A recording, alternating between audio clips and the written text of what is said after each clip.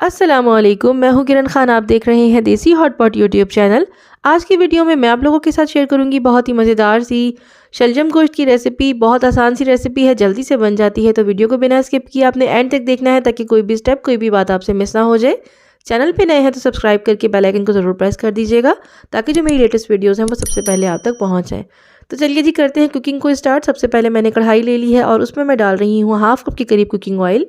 Cooking oil आप अपने test के मुताबिक, अपनी मर्ज़ी के मुताबिक कम ज़्यादा कर सकते हैं। अच्छा जी, उसके बाद मैं इसमें डाल रही हूँ एक स्लाइस किया हुआ अनियन। इसको मैंने रफली कट कर लिया है।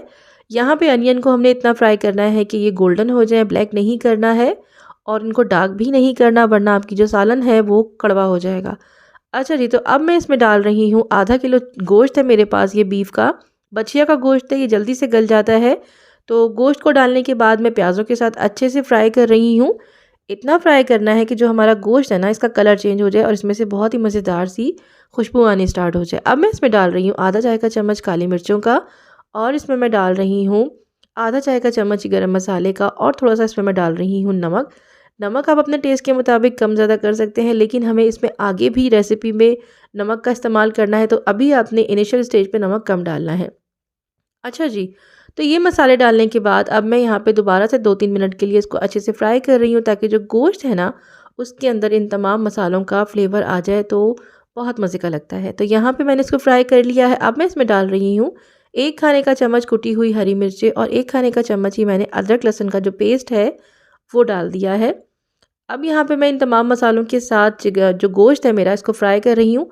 आप सेम रेसिपी को चिकन के साथ और मटन के साथ भी बना सकते हैं। अच्छा जी, तो अब मैं इसमें डाल रही हूँ 3 बड़े साइज़ के टमाटर। शलजम गोश्त में हमेशा टमाटर जो है वो ज़्यादा डलते हैं, क्योंकि जो शलजम होता है उसका फ्लेवर हल्का सा मीठा होता है। जो टमाटर होते हैं उसकी मिठास को काट देते हैं।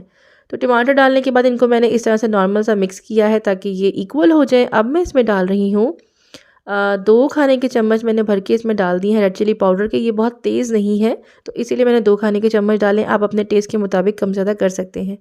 आधा चाय का चम्मच मैंने हल्दी पाउडर का डाला है और 1.5 खाने का चम्मच इसमें मैंने डाला है धनिया पाउडर का। और अब मैं इसमें थोड़ा-सा नमक और डाल रही हूँ। नमक आप अपने टेस्ट के मुताबिक डाल सकते हैं, जितना आपको पसंद है आप उतना चख के डाल लीजिए। ठीक है जी। अच्छा जी, तो अब इन मसालों को यहाँ पे अच्छे से मिक्स कर लेना है। फ्राई नहीं करना है, बस हमें यहाँ पे मिक्स करना है, क्योंकि यहाँ पे अब हमें गोश्त को गलाना है। तो अब मैं इसको कवर करके तकरीबन 20 मिनट के लिए गोश्त को गलने के लिए छोड़ दूँगी। तो ये बछिया का गोश्त है, ये 20 मिनट में बहुत अच्छे से टेंडर्ड हो जाएगा। तो अगर आप मटन या चिकन से बना रहे हैं तो उसी हिसाब से आपने गलने का हक रखना है। अच्छा जी, तो यहाँ पे 20 मिनट के बाद जो गोश्त है मेरा, वो बहुत अच्छे तरीके से गल चुका है, टेंडर हो चुका है। अब इसको मैं अच्छे से फ्राई कर रही हूँ। फ्राई करते-करते मैंने इसमें डाल दी हैं 3 हरी मिर्चें। हरी मिर्चों से इसमें बहुत ही अच्छा सा फ्लेवर आ जाता है। फ्राई करना है और अब मैंने इसमें डाला है आधा किलो, मेरे पास ये शलजम थे, इनको मैंने अच्छे से वॉश करने के बाद इस तरह से क्यूब्स में कट कर लिया है।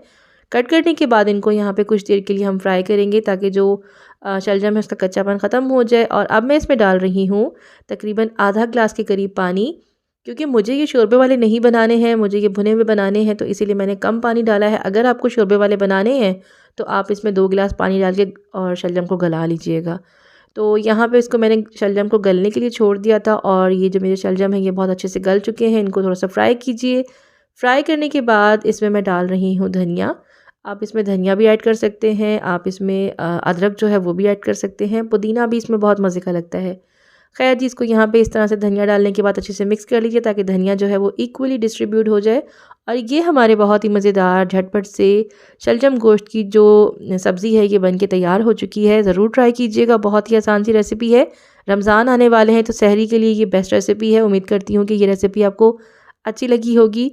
चैनल को ज़रूर सब्सक्राइब कीजिएगा। आप मुझे देसी हॉटपॉट के नाम से टिकटॉक, इंस्टाग्राम और फेसबुक पे भी फॉलो कर सकते हैं। अल्लाह हाफ़िज़। अब मिलूँगी 2 दिन बाद, तब तक के लिए बाय बाय।